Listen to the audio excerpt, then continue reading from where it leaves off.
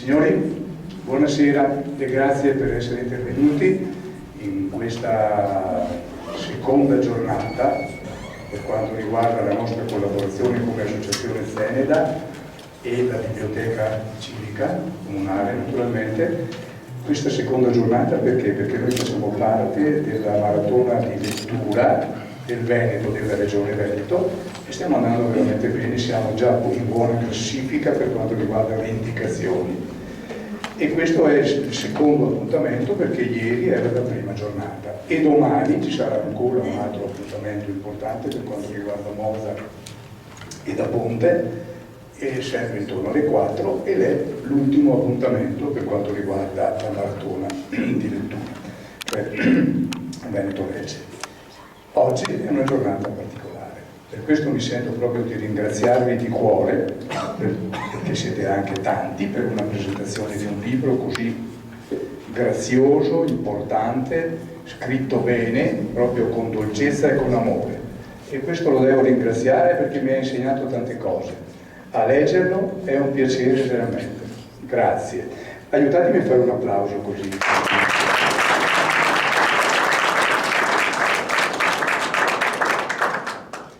Abbiamo avuto naturalmente, per riuscirci bene in queste 3 giornate, abbiamo avuto varie collaborazioni, di cui non devo mai dimenticare la Maria Grazia Gottardi, di Amici di Vittoria, Presidente, grazie.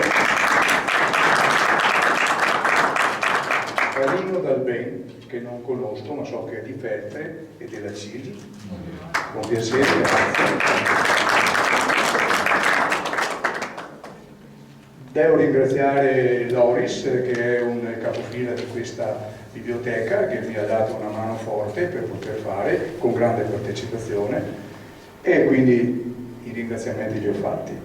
Per noi naturalmente non ci resta altro, ed è grande soddisfazione come il Zeneda, naturalmente, Zeneda, associazione ormai storica e culturale che lavora nel territorio da una quindicina d'anni. È un piacere avere un ospite così, lo conosciamo già perché abbiamo fatto già tante altre cose, ma poi particolarmente averlo così in simpatia. Penso che tutti quanti, chi lo conosce, ha questo tipo di sentimento e quindi una bella simpatia. Come l'abbiamo anche con un assessore nostro, la professoressa Antonella Oliana, che vorrei subito passare la parola e ringraziarvi di cuore per questa bella cosa. Grazie. Grazie. A me viene dato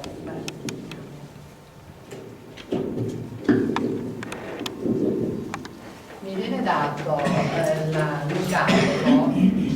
da Massimo, che conosco, si sente? Sì. Che conosco ormai da un paio d'anni, da quando ho cominciato a frequentare, soprattutto all'interno di quelle che sono state le varie manifestazioni e celebrazioni per il centenario della Grande Guerra.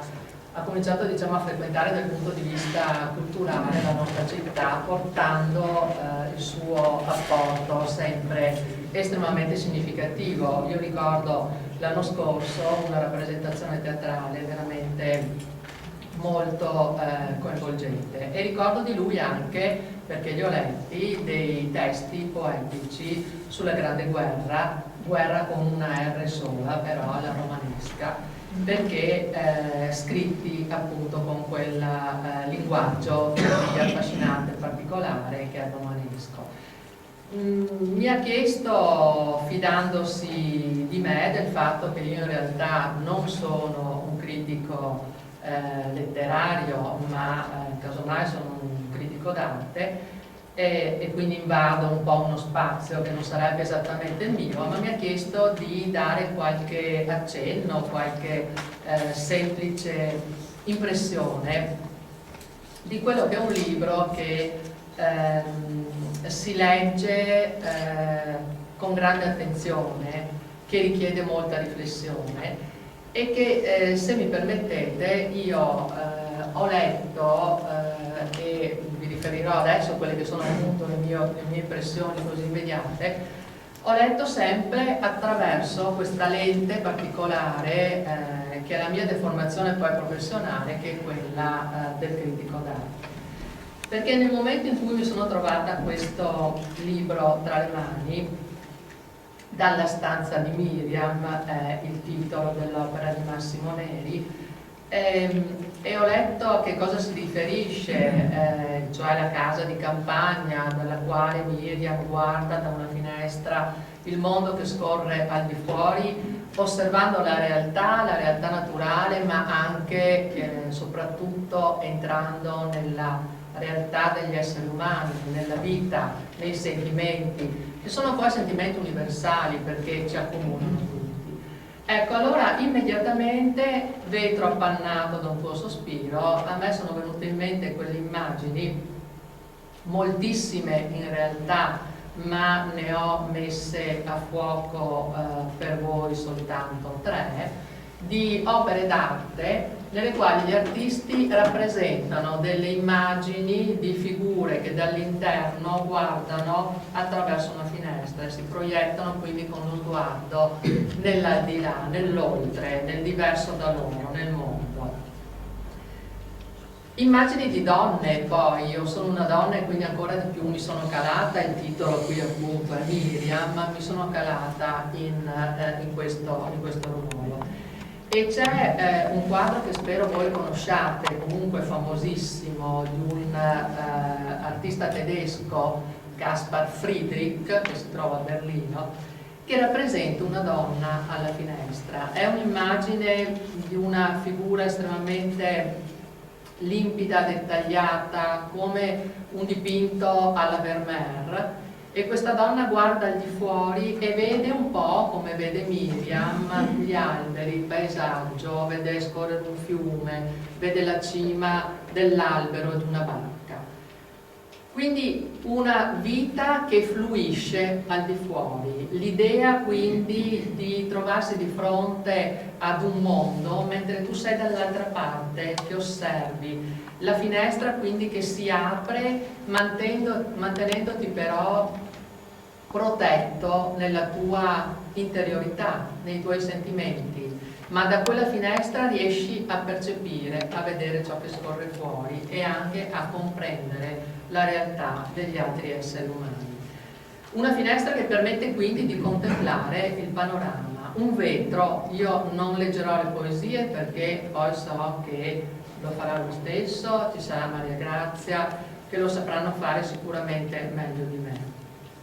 Però da queste poesie ho colto semplicemente alcune frasi, alcune parole che mi aiutano a farvi comprendere quello che è il senso del discorso che sto cercando di farvi. Quindi questa figura che guarda attraverso un vetro, e Massimo ci scrive: vetro scaldato dai raggi del sole, vetro bagnato da una pioggia sottile, vetro gelato dal freddo pungente, vetro appannato da un tuo sospiro. Quindi la sensazione anche del fluire del tempo, delle stagioni, quindi della riflessione proprio sul senso e sul percorso di una vita legata a sentimenti semplici che ci accomunano. Sono quei sentimenti che poi noi troviamo nei titoli delle poesie, perché si parla di anima pura, si parla di nido d'amore, si parla del mio paese, si parla di cielo stellato, di fiori, di passione, quindi una realtà che ci accomuna.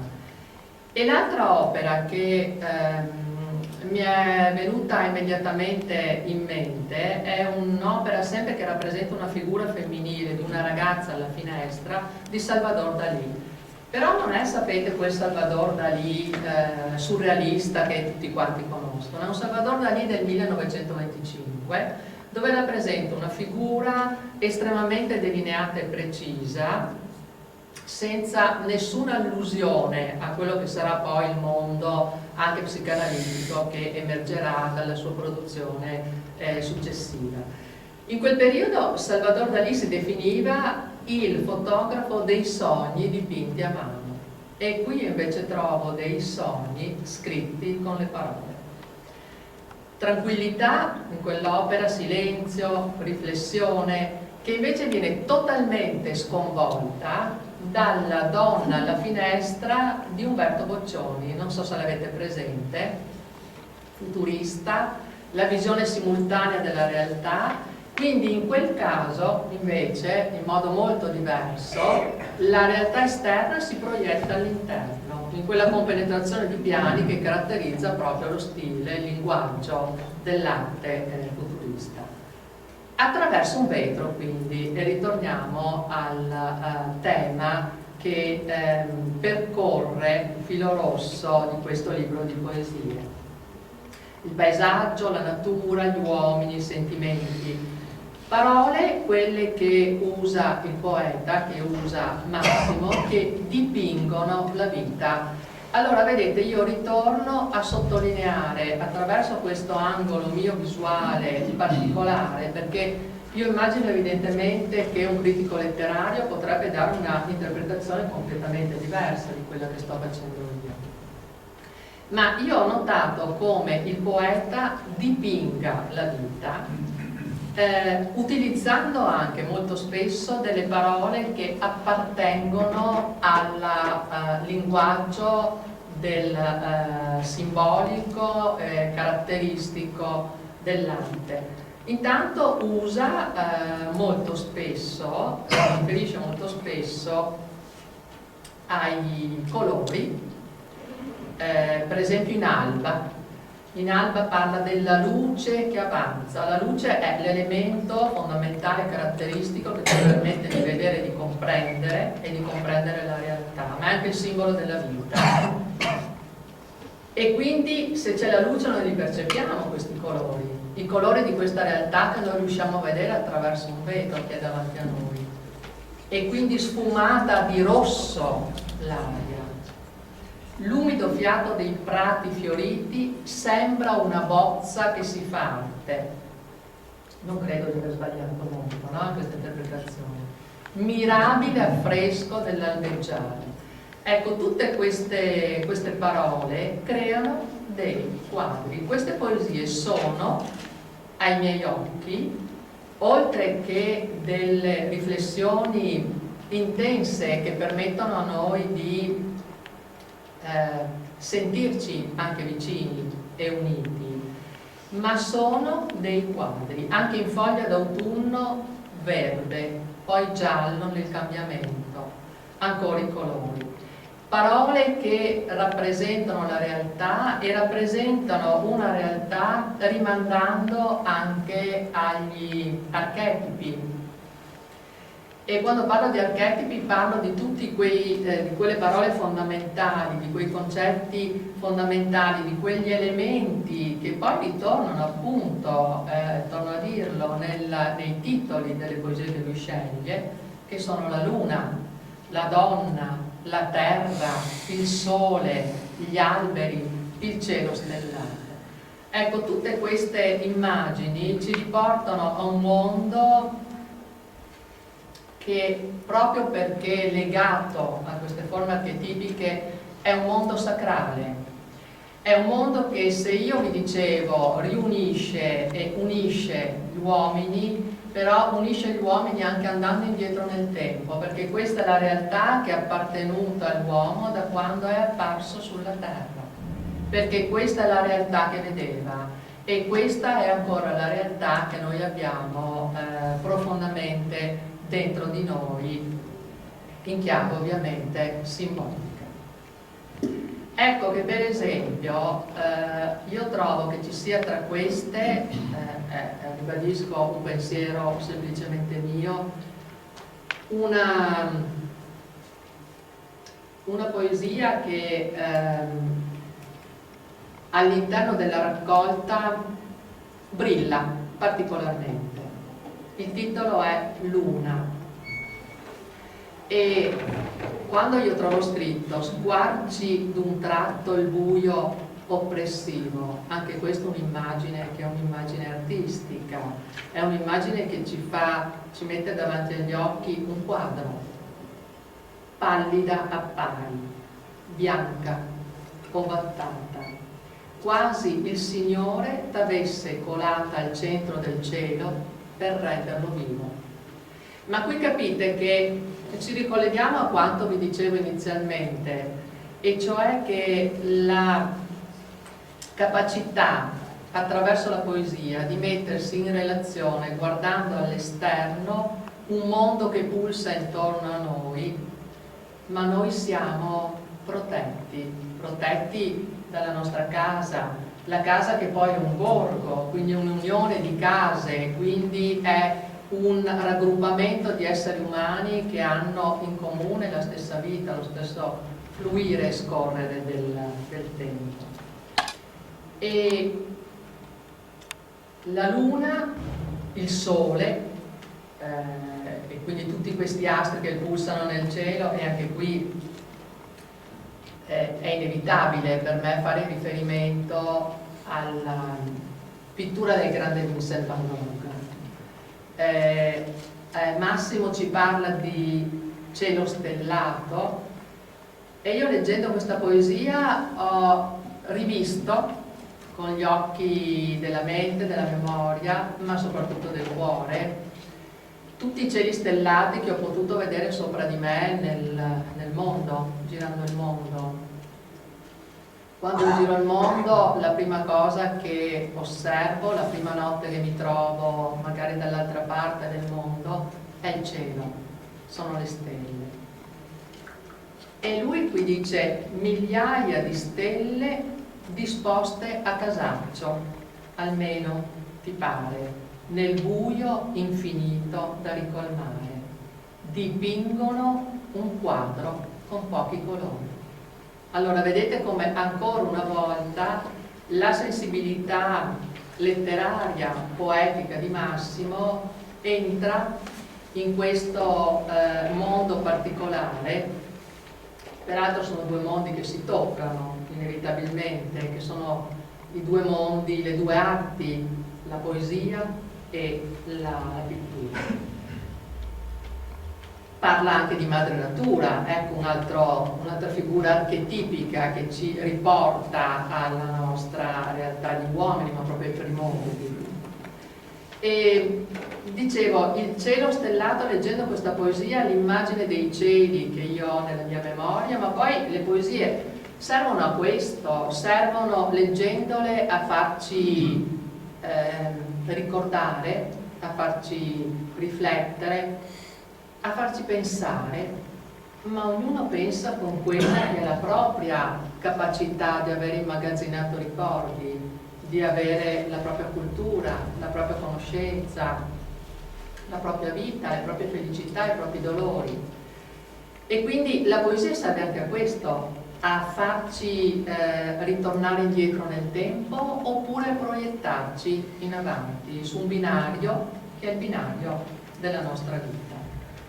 Beh, allora, a proposito di binari, mi viene in mente quanto diceva il grande Vincent van Gogh nel momento in cui aveva dipinto un cielo stellato. Lui scrive una lettera al fratello Teo e scrive questo: da sempre il cielo stellato mi ha fatto riflettere, mi ha fatto pensare. Perché lui scrive il cielo stellato non dovrebbe essere più interessante della carta della Francia, la cartina geografica della Francia? Le stelle nel cielo sono come i punti della città sulla carta geografica della Francia. E lui dice, così come noi prendiamo il treno per andare da Parigi a Rouen, noi prendiamo una stella per andare nell'altro mondo, per morire. Morire di vecchiaia, diceva Vincent van Gogh in questa lettera estremamente significativa, se poi ricordiamo tutti come lui morì suicida a 37 anni. Morire di vecchiaia, scrive, sarebbe come andarci a piedi. Ma vedete come le poesie, le sue poesie, possono permettere di vagare con la mente ovunque. Perché lo scrivevo proprio prima, ho buttato giù un'idea che mi è venuta pensando a che cosa avrei potuto dire per non far brutta figura, non essendo appunto un critico letterario qui con voi oggi. Ho pensato questo, la poesia tende a legarsi sempre di più nella nostra realtà all'esistenza pura e semplice, perché la poesia è al di fuori dei giri del grande mercato della comunicazione, è quindi al di fuori di quello che è il mondo globale che ci cattura dal punto di vista comunicativo. La poesia diventa quindi, può diventare, deve anzi diventare un luogo di approfondimento, di riflessione, per vedere ciò che nella vita globale riesce a salvarsi andando al di là di quello che è il concetto dominante del mercato. Con la poesia non si vive, con la poesia non ci si arricchisce, però la poesia serve a farci riflettere e credo a farci sentire un po' meno soli. Grazie Massimo.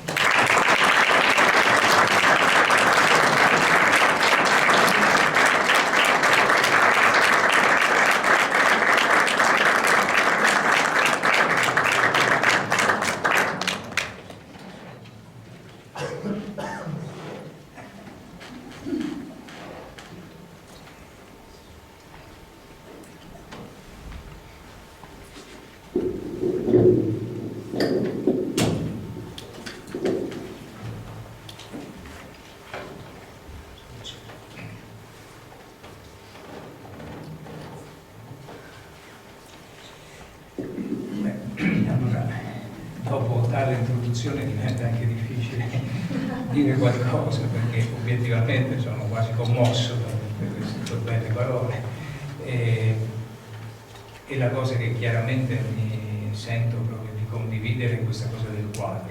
Io effettivamente quando scrivo queste cose è come se dipingessi con le parole. Questa è l'impressione proprio mia, che vedo che è captata assolutamente in maniera così, e sono ben contento perché evidentemente il messaggio è stato assolutamente ben interpretato, perché è il mio modo di vedere. Io sono un descrittivo, cioè io vedo una cosa e cerco di riportarla agli altri con le mie parole, nei limiti delle mie umane capacità.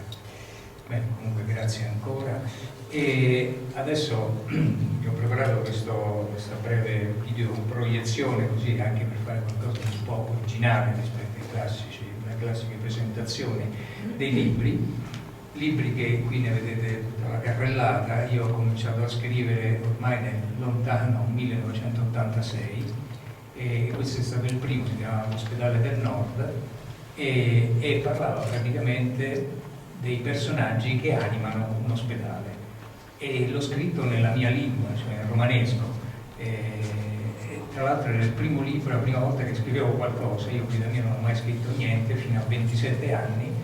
Evidentemente si è mosso qualcosa nel momento in cui io sono venuto a lavorare a Pordenone, e per probabilmente tenere vive le mie radici mi è venuto di getto questa voglia di scrivere in romanesco, e così è uscito L'Ospedale del Nord, che ha avuto un buon riscontro, tant'è che l'anno dopo mi sono sentito in obbligo di scriverne un altro. Stavolta ho detto ci allarghiamo, scriviamo dell'anatomia, però la scriviamo in maniera un po' strana, un po' speciale, e così è uscita fuori l'anatomia speciale, dove in pratica ho descritto tutti i vari distretti anatomici in maniera molto ironica e con la simpatia classica della gioventù goliardica romanesca.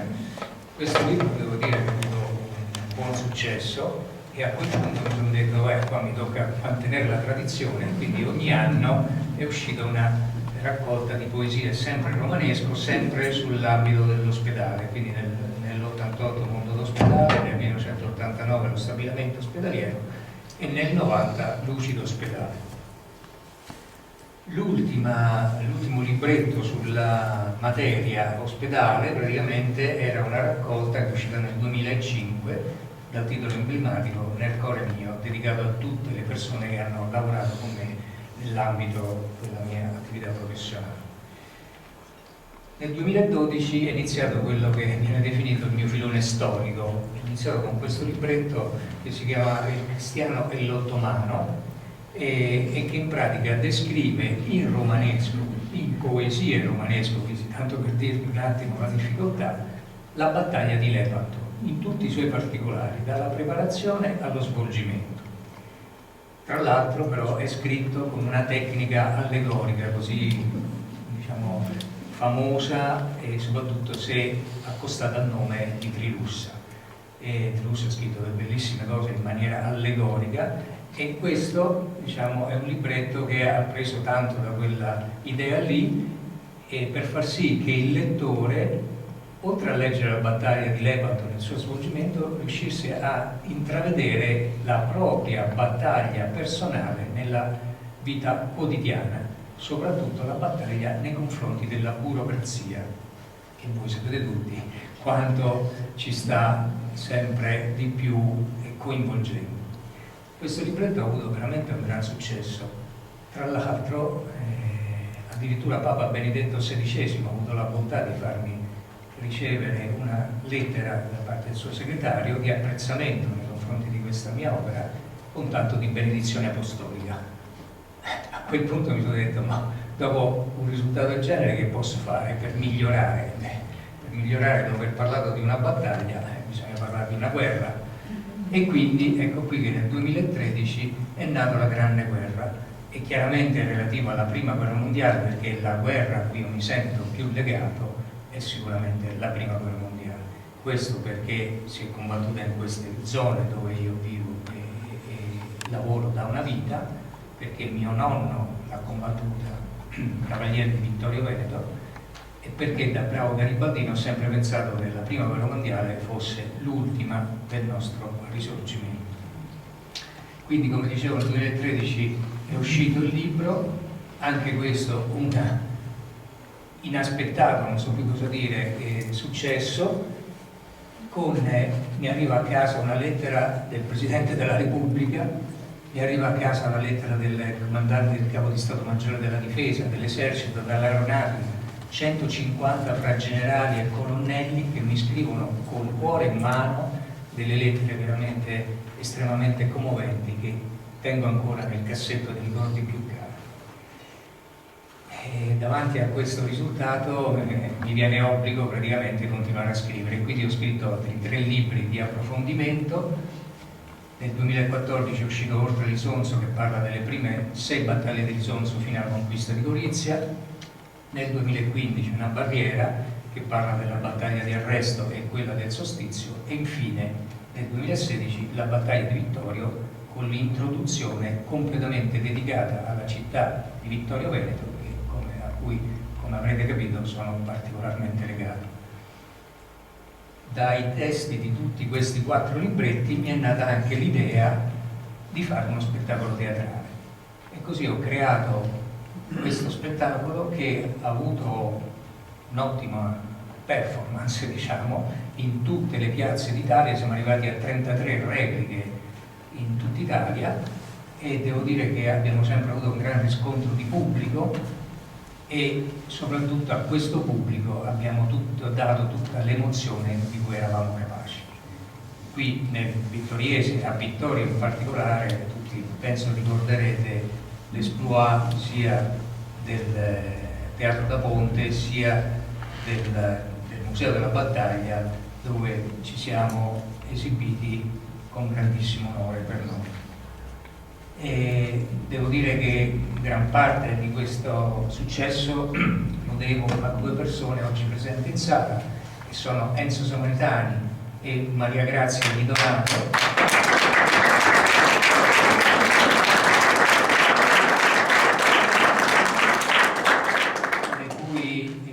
interpretazioni, soprattutto di Lettera dal fronte e di Eroe, penso che rimarranno a lungo nella memoria di chi ha avuto il piacere di vederle recitare dal vivo. Oltre a loro, ovviamente, devo tanti ringraziamenti anche ai cori che si sono alternati nelle diverse città, nelle diverse situazioni.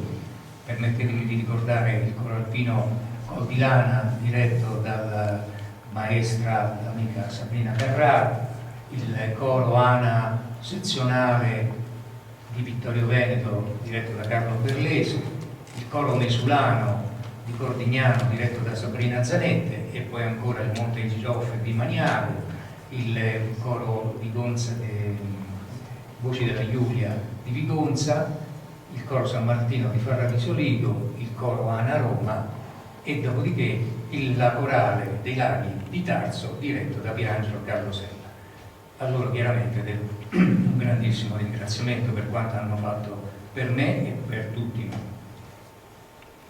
Però, finita la celebrazione del centenario, mi sono detto, beh, è ora di mettere da parte un attimo i sonetti romaneschi e cominciamo a scrivere in italiano. E così è nato Dalla stanza di Miriam, libro che praticamente parla di quello che si può vedere dalla finestra di una casa di un borgo nella campagna italiana.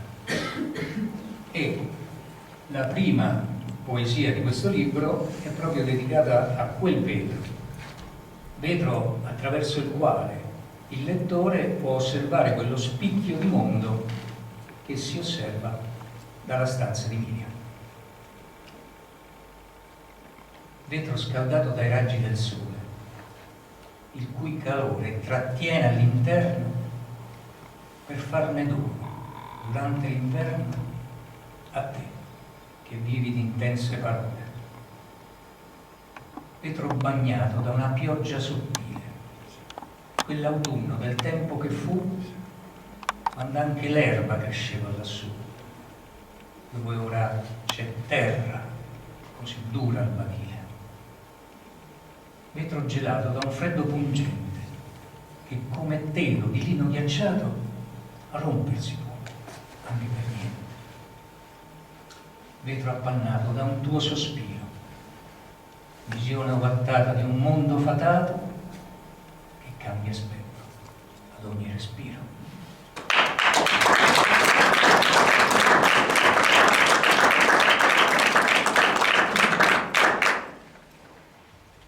Ma nella vita di Miriam, come in quella di tutti, ci sono tanti sogni che spesso si realizzano e durano eterni, ma altre volte, come una statua scolpita nel ghiaccio, lo spazio di un mattino.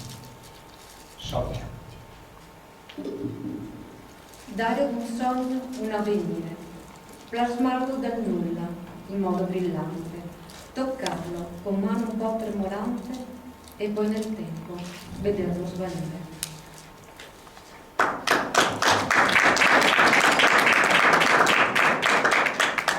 Ma alla stanza di Miriam, di notte, si può osservare il paese con il campanile illuminato e le case con i tetti di tegole rosse. Il mio paese. Muri di case, dritti o di fianco. Là, sotto i monti, dalla luna baciati. Mattoni, l'uno sull'altro adagiati, tutti coperti di intonaco bianco. Dorme il paese dove son nato. La notte lo culla nella frescura come fa madre con la creatura, il cui riposo vuole dorato. Tegole rosse di fuoco e colore coprono i legni e i boschi rubati quando sublime fioriva l'amore. La luce del sole è ancora lontana, silenzi profondi come fossati. La pace sul borgo regna sovrana.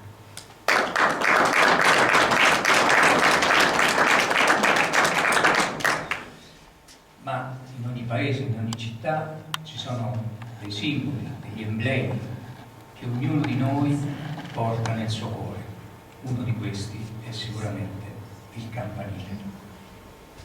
Da nostro in alto domini il paese, le tegole allineate da ogni tetto, la piazza, il giardino e il laghetto, con quelle 4 luci sempre accese. Da sotto sempre un missile di pace, che il cielo punti con spirito cristiano, cercando in un ermo lontano l'essenza di chi solo pensa e tace. Di giorno sei il fratello puntiglioso, mettendo con un tocco risoluto l'incidere del tempo fiducioso. Di notte sei padre premuroso per l'intrepido passante sprovveduto, che in te trova aiuto silenzioso.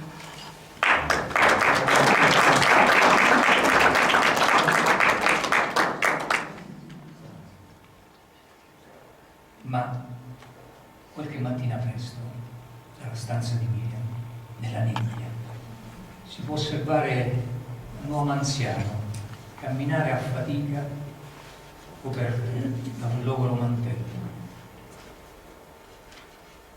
guerriero di tante battaglie, claudicante sul campo si aggira. L'esistenza l'ha preso di mira e del declino gli porge avvisaglie. Creatura dal freddo temprata, coperta da un manto slambrato che sul corpo, dalla vita assegnato, s'appoggia come calda risata. Sguardo languido e triste di persona che nella contrada di cose ne ha viste e riviste, ma ne avrebbe ancora da dare. Uomo che in fondo alla strada, dietro l'olmo, pian piano scompare.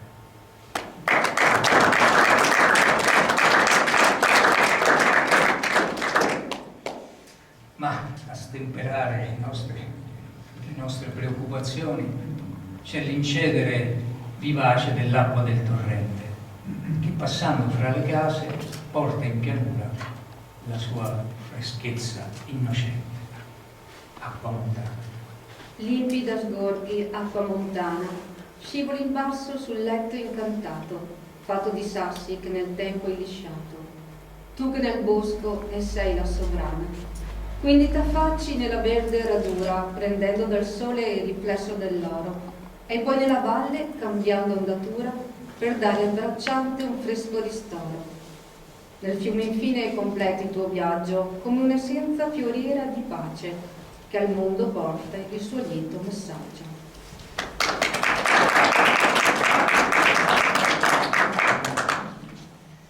E l'ultima poesia del libro, che anche di questa breve presentazione, è un'ode alla terra, alla nostra terra, alla terra dei nostri avi. Paese degli avi di tutti i miei canti, per le tue strade da sempre cammino, rendendoti omaggio senza rimpianti. Suolo nativo dal richiamo lontano, a te commosso ora mi inchino e sulle tue tracce io poso la mano.